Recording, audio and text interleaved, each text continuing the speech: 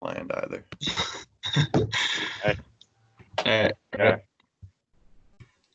What is up, guys? Welcome to episode 8 of the New Guys podcast. We've got an interesting episode this week. Some sports developments happened since our last Friday. Headlined by a Brady and McDaniels report that came out stating that one of the big reasons why Brady left was due to their relationship. So we're going to discuss that. That'll be our main focus this podcast.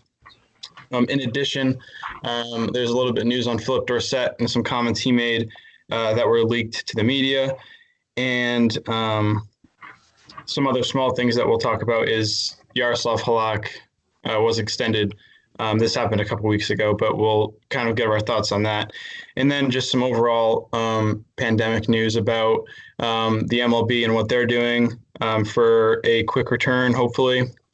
And NBA players have gotten together and discussed their motivation to get back to playing. So we'll go over all of this. But let's start off. I've got some wrestling news, too. I'm going to ramble about that. And we'll get a wrestling segment in there. Let's go ahead and start off.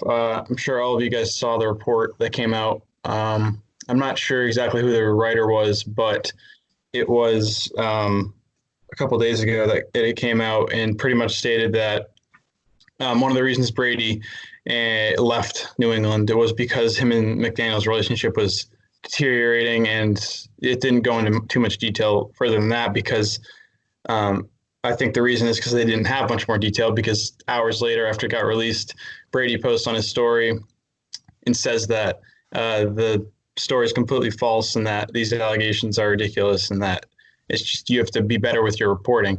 So instantly, personally for me, I believe Brady right off the bat because I don't think he has any motivation to lie and say that him and McDaniels are fine when they really aren't. So, but I know some people who disagree and say that Brady, just is saying that just to get his name cleared in the media. He doesn't want, stuff coming up that's, his former relationships are, were deteriorating or aren't as strong as people thought. So what do you guys think? Do you instantly believe Brady, or do you think there's some merit to the report about his relationship with McDaniels? I think there's probably I something. instantly believe Tom. Yeah. You got to believe Tom on this one because from the reports, it was a mutual split from New England. And based on what I've been watching football since I was 7 years old, so 10 years now I've been following Tom Brady. It was just never really in his character to go after somebody like that. So it doesn't really add up. I believe Tom on this one. I don't know if I necessarily blind faith believe in him, but everybody's gonna there are plenty of clips over the years of Brady just blowing up on McDaniels on the sidelines, but that's just like a competitive fire and trying to win. That's not, necessarily a deteriorating relationship. So I don't know if there's probably a little bit of truth to it, but I don't know if it's a main reason for why he left. Yeah. One of the problems I have. We always do with Pat. Yeah. Mm-hmm. Pat, go ahead. Yeah, you're good. I think it's something, we saw it a few years ago with Kraft, Belichick, and Brady, that power struggle kind of. It's something that's always going to come out. I'm sure it came out after, the whole Michael Jordan dynasty with the Bulls. I'm sure there's stuff that comes out about Kobe and Shaq and all that stuff. Every dynasty, there's always somebody's trying to make a headline or a story that's going to get some views. And I like to trust Brady. Like you guys said, Graham, you said you don't need to have blind faith in the guy. He's great and everything. But, there's probably a little bit of something to it. Maybe there's frustration with McDaniels running HB draws on 3rd and 15, something like that, lack of weapons and all that. Yeah, the main problem I have with it is that. I'm sorry, I'm cutting you off there. No, you're fine. The main problem I have is people, like you mentioned, Pat, for years now reports have come out about trying to split up the dynasty and false reports after false reports headlined by all the stuff that was put out against Kraft and Belichick and Brady and kind of centered around the Garoppolo deal. And people would denounce that like crazy. But then the minute Brady leaves and a report comes out about why he left, people instantly believe it just because they're looking for a reason why. to kind of justify the exit, which I think is kind of hypocritical because for years we said that the media was out to get us, and then Brady leaves, and a couple months after, not even 6 months after, something comes out about why he left, and we're just believing it blindly. So I think it's ridiculous. I think if you are really put more merit into what this guy says than what Brady says, you're kind of ridiculous because you're pretty much stating that Brady's openly lying to the entire Patriots nation, which I just don't think he would do. And yeah, I mean, it's just you're never going to find the whole truth. It may maybe there is a little bit of truth to it, but I don't think that is the sole reason, nor do I think it's the majority of the reasons why Brady exited when he did. And Pat, you say the play calling might have caused the tension between the two because we're running halfback draws on 3rd and 18. I couldn't specifically remember in the wild card game this past year. We ran 3 halfback draws back on the 1 yard line. And if he mixed it up a little bit, McDaniels, we possibly could have scored. We'll never know that, obviously, but I can see why Brady would get frustrated there. Yeah, absolutely. Yeah, it'll be interesting to see if anything else comes out, because obviously if there are multiple reports or verified stuff that comes out about reasons why he might have left. It's not like you just deny everything that the media puts out, but a lone report that is then refuted by Brady almost instantly, it doesn't bode well for future reports as well. So for me to believe this stuff, I think I need to have some big name reporters like Schefter and stuff like that. Yeah. Or I need to have multiple reports centered around the same topic, because just one lone one it's still just, I don't know, mirrors what's happened for the past, 2 decades of people just trying to knock the past dynasty and their, dismay for Belichick and Kraft. Well, I think it's a little bit more than that, to be honest with you. I think it's just like when any relationship is over, you need people are looking for closure and they're just looking for a reason. It's not, I don't know if it's necessarily normally I'm all about they're out to get us mentality because it fuels the fire. It fueled Brady for God knows how long. Mm-hmm. And so but I think this time it's more of it's kind of like we've said, you don't really have a valid reason for why he left. And so people are just looking for anything to hold on to that'll, put them to sleep at night about why, he left. Yeah. Yeah. It's not as black and white as people would like to think. There's probably a ton of reasons why, headlined by, Belichick and Kraft not necessarily putting weapons out there. It could be as simple as Belichick and Kraft didn't necessarily want Brady back and they just wanted to move on and build for the future, or vice versa. Brady just thought going to Tampa was a better end to his career for, another chance at a Super Bowl. So, I don't know. I think people are always going to make more of something than, there is. And like you said, there's one report. You never really, you see this in basketball, you see this in every other sport. One report is out there and then it kind of creates some buzz, but usually dies out in a little bit. So I don't think there's a whole lot to this, but it's always interesting to look at the reasons why he could have left. And that probably factored into it a little bit anyway. Yeah. So we'll kind of move on to some more Patriots news. Philip Dorsett came out this week and pretty much said that he regrets re-signing with the Patriots and thought it was a mistake. He didn't really go into detail about why he thinks it was a mistake. So there's obviously speculation about whether he felt he was misused or whether he was mistreated in the system. My take on it is that I think there was a bad taste left in his mouth from the Tennessee loss, and he just felt that maybe that his skill level is higher than it actually is. Because I look at someone like Asante Samuel, who came out also and said that, he wasn't a fan of what was going on in New England. And both of those players ended their New England careers on pretty bad losses. Obviously, Asante Samuel ended it on the Giants' perfect season ender from Eli Manning. So my take is that both of them got bad taste left in their mouth and exited New England with, just in poor taste. And that's why they're coming out and saying they weren't a fan. Because I think if they would have won the Super Bowl both of those years, there wouldn't be anything coming out. It would be praise for them, praise for Belichick and praise for Kraft because they won another ring. But I think Dorsett came into New England thinking he was going to win 3 rings, but he only came out with 1, and I think that's something he regrets because he might have taken a pay cut just to come win. Yeah, I think that's the thing you see a lot with expatriates who didn't leave, on the best. Like you said, Asante Samuel. It's these guys who, it didn't work out for them. Maybe they thought they're better than they were, or maybe, whatever reason they just didn't work out in the Patriots system. They'll go and trash the system or say like, oh, I regret this, I regret that. I think it's just like a thing to boost their ego and their confidence. Say like, oh, this great organization couldn't cater to my needs. Like they couldn't, do exactly what I was looking for.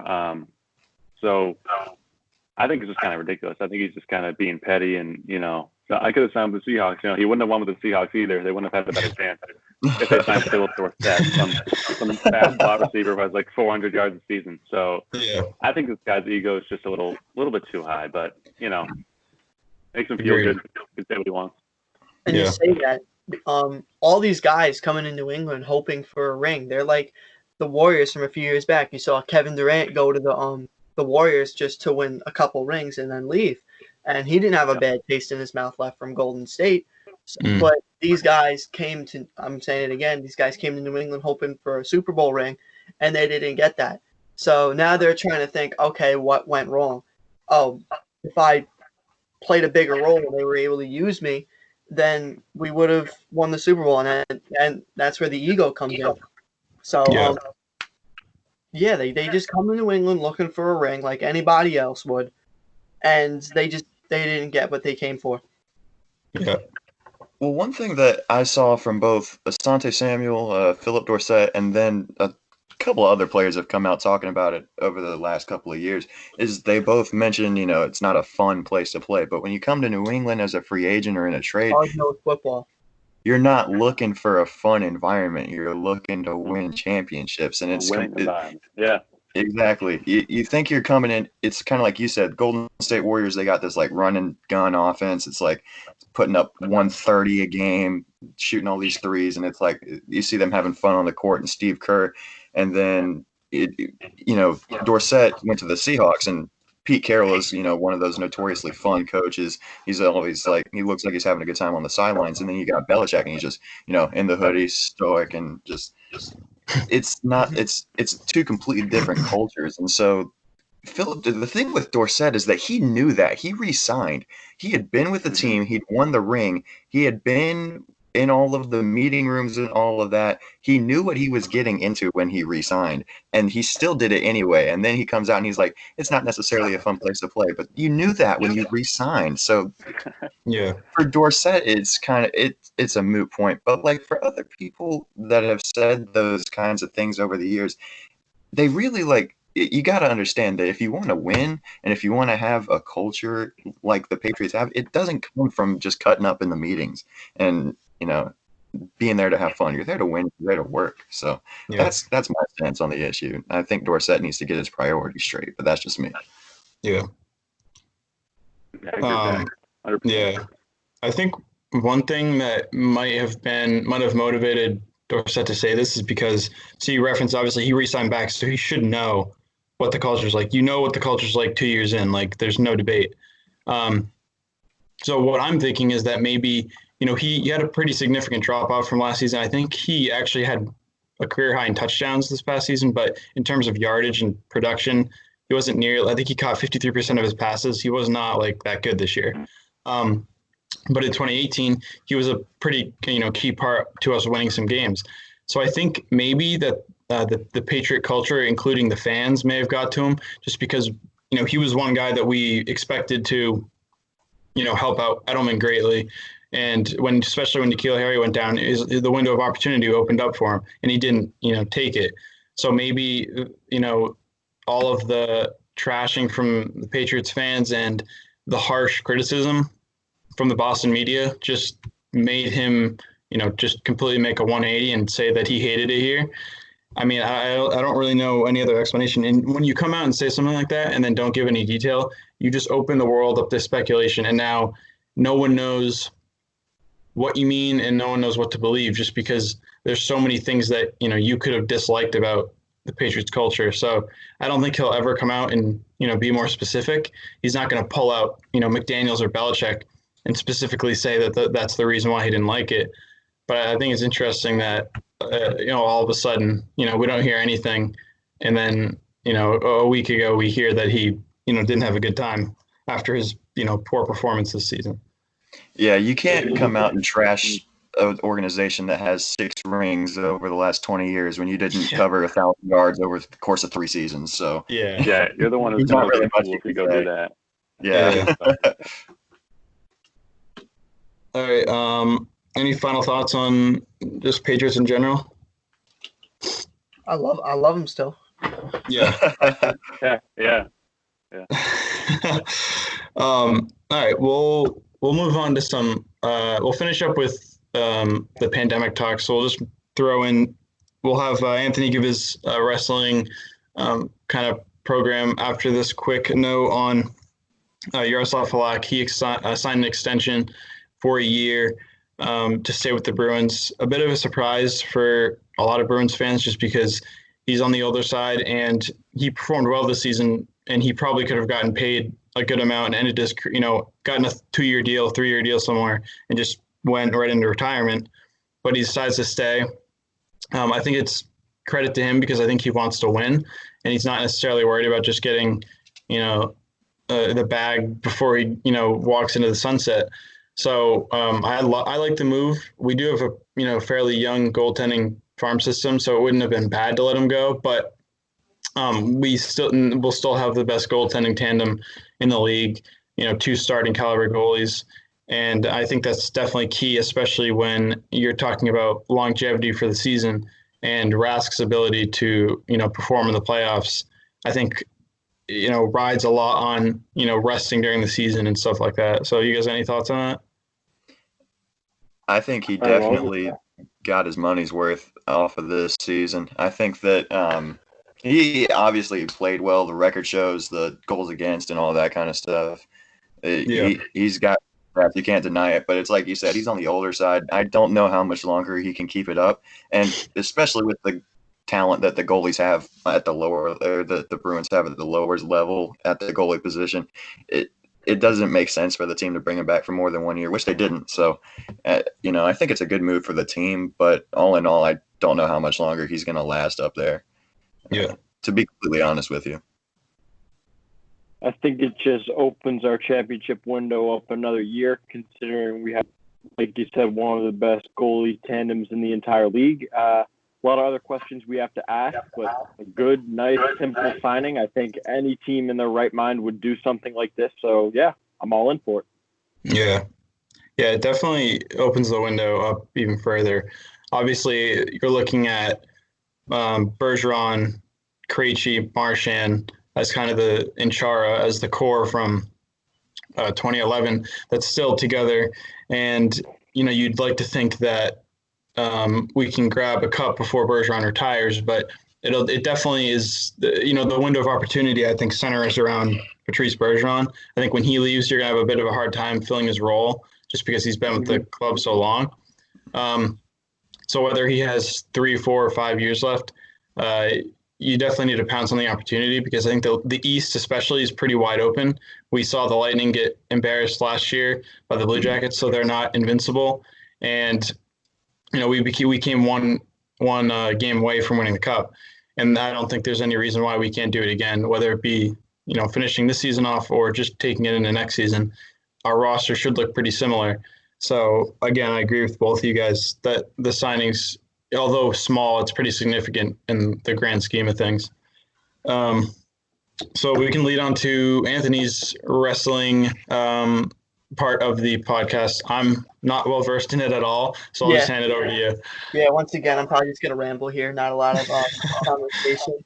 Not a lot of wrestling news to come out of this week in general. Most of it was earlier in the week. We had Money in the Bank this past Sunday, and we were even talking about it in the group chat with like Babs and all that. We just thought it was a very boring pay-per-view. I certainly regret missing the first half of the first half hour of the Last Dance. I was watching that main event. I just want to cover the Money in the Bank ladder match really quick. Not a lot of people saw the Asuka winning the contract. I did. I said it last week with Pat. He can remember. So before people come after me saying, you should I don't think anyone saw Otis winning though. You have this guy who he's a comedy actor. That's all he is. He comes on. He's a fat guy. Let's make him eat. So I don't think anybody really saw him winning. Is he a world title contender? Absolutely not. But we're going to see how that plays out tonight on SmackDown. I think they're doing a Miz TV segment. And the only other news I can really think of is Becky Lynch went on Raw, the Raw Women's Champion, or at the time she was. She went on and said she brought out Asuka and said, oh, this match was for something more. And then she handed the championship over to Asuka and announced she was pregnant. Great for Becky Lynch. Not good for wrestling fans, honestly. Don't get me wrong. I love Becky Lynch. I love congratulations to her and Seth Rollins. Don't get me wrong. I love both of them. I got Seth Rollins' action figure displayed in my room. But it's gonna be a whole different landscape in the women's division, just because I think Becky Lynch was just such a strong champion that they barely ever had lose. She barely dropped matches because they didn't want to make her look weak in any way. And I think handing the championship over to Asuka like that was the best way for her to drop the championship, because they didn't want to make her look weak. And will she come back? I really don't know. It honestly sucks knowing that, because Becky Lynch was one of the reasons that I got into wrestling again, just because she was just this badass woman who kicked people's asses every night. Her submission move was awesome. Mm-hmm. I enjoyed watching it. But yeah, it's going to be hard because not a lot of people know the WWE is a lot of traveling. You're on the road constantly, and she's going to be pregnant for what, 8 to 9 months. I forget how long that cycle goes. And then she's going to have a kid. There we go. Oh my God. And then she's going to have a kid now. So does that mean her and Seth are going to split road time? Who knows? And by the time she gets back into wrestling shape, I see Spencer smirking over there. If I could smack you through the computer, I really would. That's our highlight of the episode right there. Yeah, you clip that, put it on Ride the Wave. You threw me completely off. That's all I got. Yeah, no, it's interesting because I don't know really anything. I watched WWE years ago, but I'm not really well versed in it at all now. But kind of like talking about the pandemic, like it's weird because I feel like wrestling like centers around like fan interaction more than, you know, sports as a whole. And I didn't even know that they were still doing like pay-per-views and like all their shows. I feel like I haven't seen any clips, but like, is it weird to like have no, like just silence? Like that would be really weird. If I was like, that's like, I don't know. It's just, you're pretty much acting in front of like an empty arena. Like that's bizarre to me. Absolutely. There were a couple of spots during Money in the Bank that just needed that crowd pop. One that I can think of, Drew McIntyre, he defeated Seth Rollins to retain his WWE Championship, and at the end of the match, the face in wrestling, like a baby face, is the good guy character. That's the name for it. He went into the ring and shook Rollins' hands, and at that moment, you needed the crowd there to just get that reaction and just make it even more special. And just hearing silence, and you can hear them still like huffing and puffing, and like you hear the little conversation between the two. It was just like really weird. And I think that's the reason why WWE is so stale right now. Why the ratings are going down, because there's not that the energy is just not there. Yeah, definitely. So you mentioned that you were watching Money in the Bank, and obviously the other big event that night was The Last Dance. So we can discuss a little bit about the latest episodes if you guys have watched both of them. So it's centered around kind of the years where Jordan exited and it obviously jumps around like crazy. Like it's been doing that for the whole time, but it kind of centered around his trip into baseball, the unfortunate death of his father, and kind of how that affected his game. And I thought it was interesting that just like some of the comments, like Terry Francona I didn't even realize he coached Jordan, which is crazy. But some of the comments about him and how his work ethic just translated perfectly to baseball, that he would be in the cages every single hour of the day trying to get better.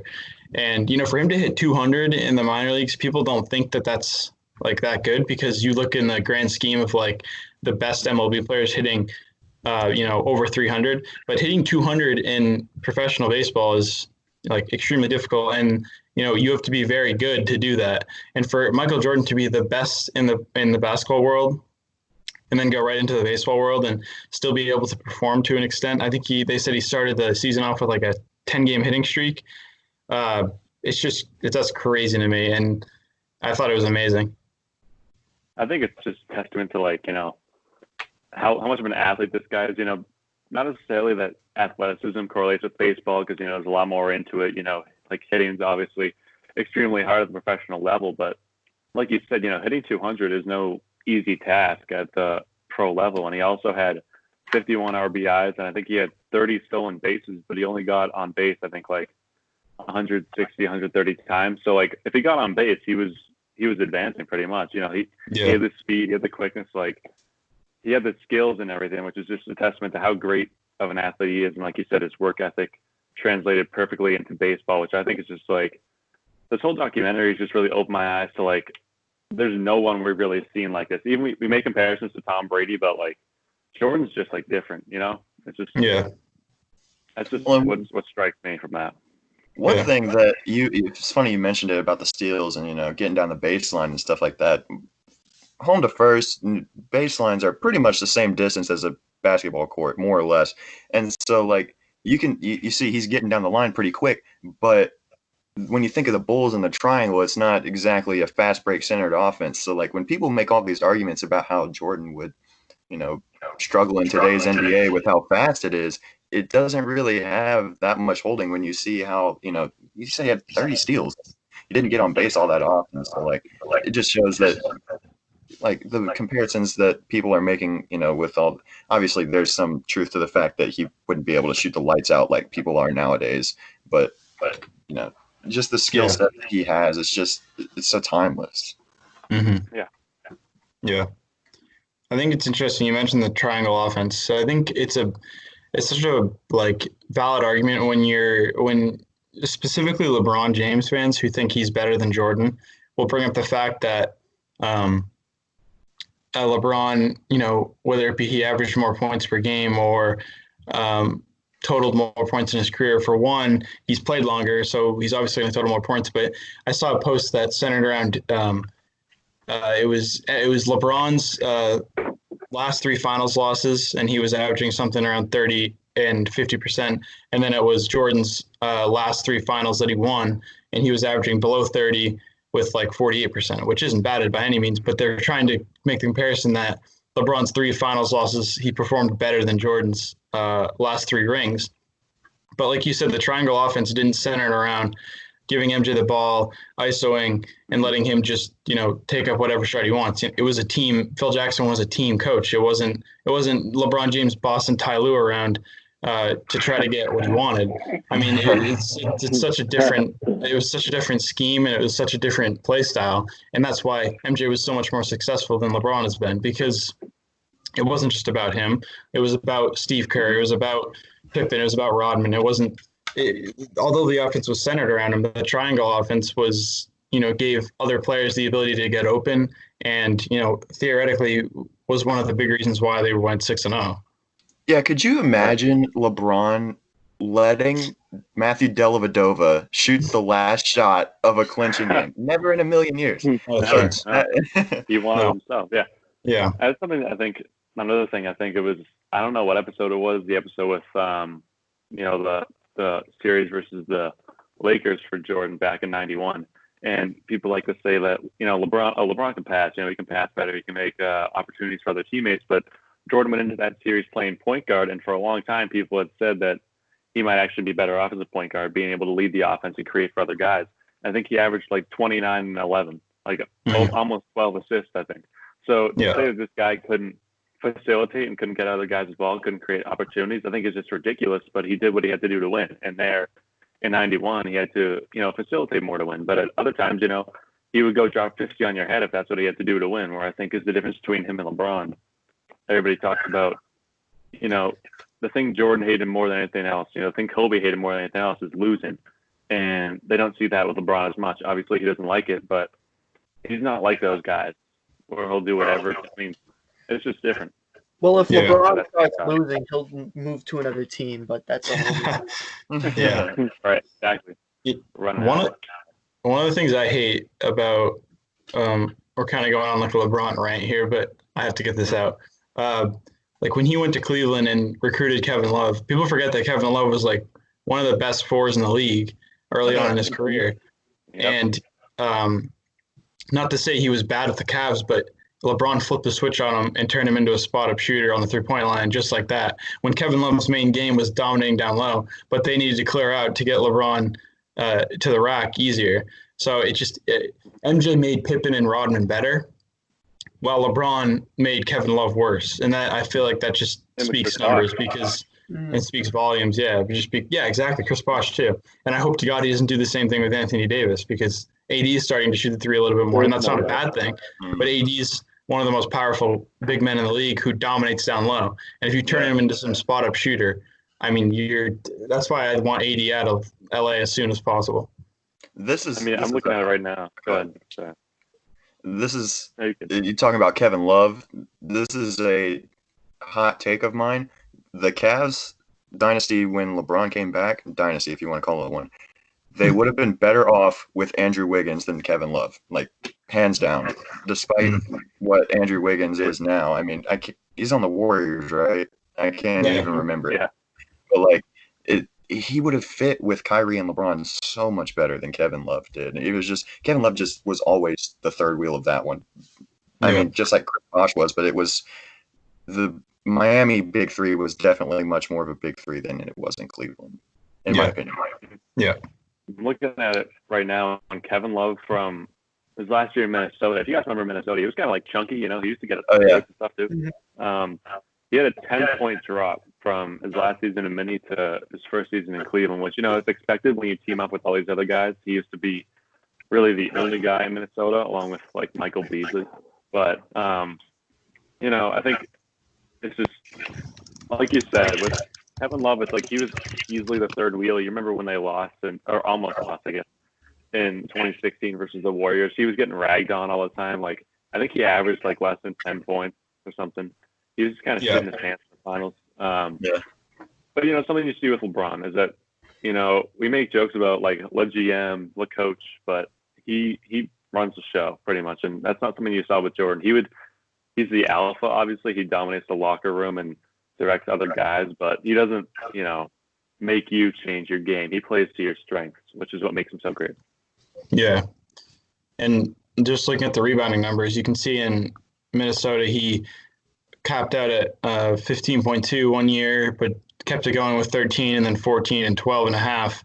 And then the minute he gets to Cleveland, he has, trouble averaging 10. And like that just, I mean, that's the game plan for LeBron. I mean, it's just you have to clear out and let him do his thing. And, that's all he cares about. It's as simple as that. Yeah. Yeah. All right. So we talked a little bit about The Last Dance, one in the LeBron rant, which is never a bad thing. But so let's finish off. We'll talk about the pandemic news. Obviously, there hasn't been much changed in terms of what's on TV or anything like that, obviously. But some news that has been reported in the NBA was that a bunch of players, Westbrook, James, Kawhi Leonard, all got together and agreed as a whole that they are they want the season to continue, which is big because if you've got big names like that saying that they don't want the season to continue, you might as well scrap it because you're going to be missing huge pieces of teams. And then in the MLB, Blake Snell made Twitter go crazy yesterday with Barstool and Carabas and Portnoy, referencing it on their Twitter accounts, he pretty much stated that he wouldn't play at a reduced pay of what was proposed, just because he felt that the risk reward for catching the virus and possibly spreading it to his family wasn't worth taking a significant pay cut. My take on it is, whether you agree with him or not in his statement of that he doesn't want to play, ultimately it's up to the players. If they're going to take, if they say we'll give you your salary, I think at some point they do have to play. It's in their contract. But taking a significant pay cut and then telling them you also need to, travel for us for 3 months and not see anyone except your teammates because you're going to all be in quarantine. It's ultimately up to them, and that's going to be a challenge for every single league who tries to come back. If you have, a big name player on any NBA team that says I'm not coming back, it just like that, that team is now significantly, doesn't have enough firepower to probably win the championship. And another thing is, you're talking about the virus obviously wouldn't go away. And Adam Silver referenced it that if someone caught coronavirus, they would just have to isolate them and continue going. Can you imagine if, LA versus LA were going into their, seventh game and LeBron James catches coronavirus? Like, it would just ruin the entire series. And that's completely in the realm of possibilities, and was probably, pretty likely that would happen at some point in the playoffs if you were to start them up right now. So I think there's a lot of hidden challenges that are being slowly shown as we inch closer to maybe the startup of any season. And I think people need to recognize that it's not going to be smooth sailing by any means, and that not having fans is the least of every league's worries. I feel like that you got the guys like Kawhi and Westbrook. I feel like this is going to just lead to like a nationwide everyone's going to go nuts. I feel like if they see these influencers, athletes are influencers. Don't get me wrong. They have their own shoe lines, they're in commercials, they do all this good stuff. Everybody looks up to these guys. And if they see Kawhi, Westbrook, I forget who else you mentioned, and they say, oh, if they're playing, why can't we go back to our normal lives? And I think that's going to honestly be a big problem, because businesses are going to start to open up again prematurely. With everything going on, they're not going to take the right precautions, and I think it's just going to spiral out of control again. Because at this point, I don't want to get too political, but I feel like the government just all around is trying to take all the necessary blows now, so we don't got to deal with this later. Not that we're gonna not have to deal with this later, but we're gonna deal with it later. But we just want to be more prepared, and want it to be slowed down at this point. Because I saw, once again, I don't want to get too political. I'm going to kind of sidetrack here. I saw Wisconsin, the Wisconsin Supreme Court ruled the stay-at-home order to be unconstitutional. And from my history and government knowledge, I thought it was like the law that in a time of crisis, the government can do anything, whether it's constitutional or unconstitutional or not.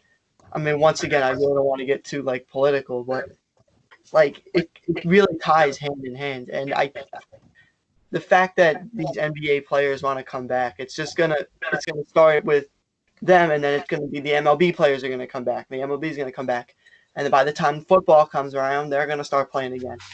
I mean, granted, the NFL doesn't come back until September, so hopefully this dies down a little bit by then.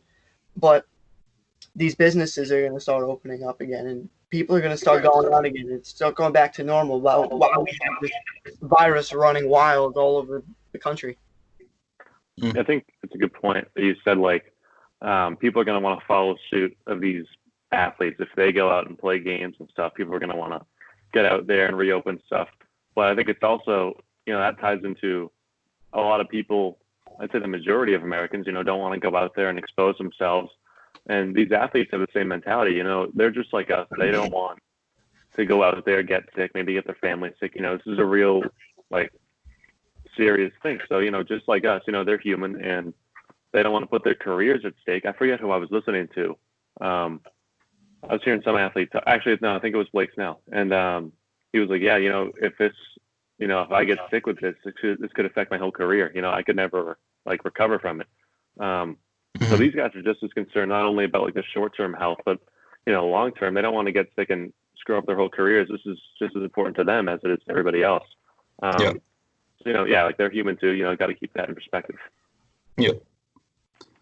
Yeah. I got into a back and forth on Twitter with someone who felt that Blake Snell was being selfish in some way. I really couldn't see his point of view, just because I didn't understand how that could be perceived as selfish. He was pretty much saying that he has not an obligation, but he should play baseball, and the risk of catching corona is so low because there would be quarantine players and such.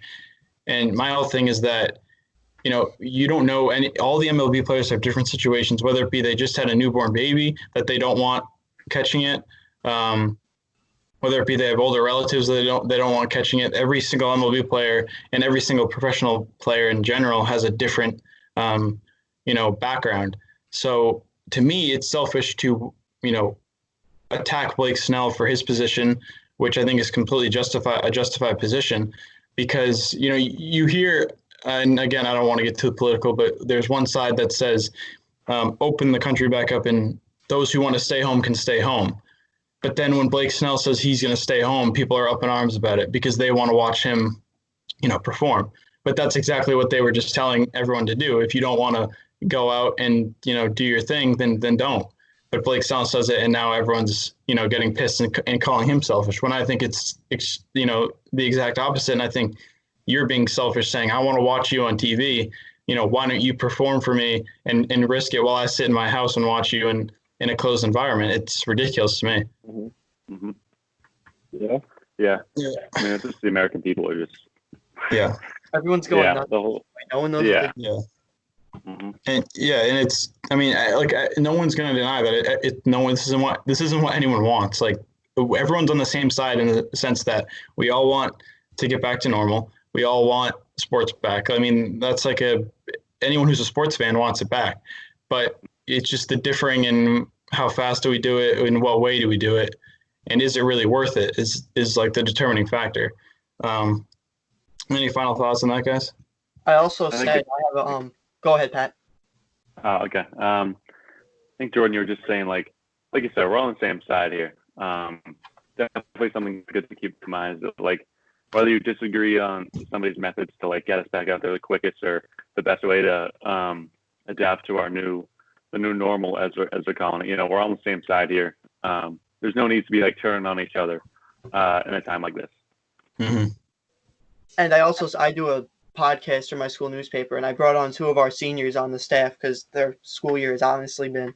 I mean, it's obviously been messed up. Their senior year's ruined. Blah blah blah.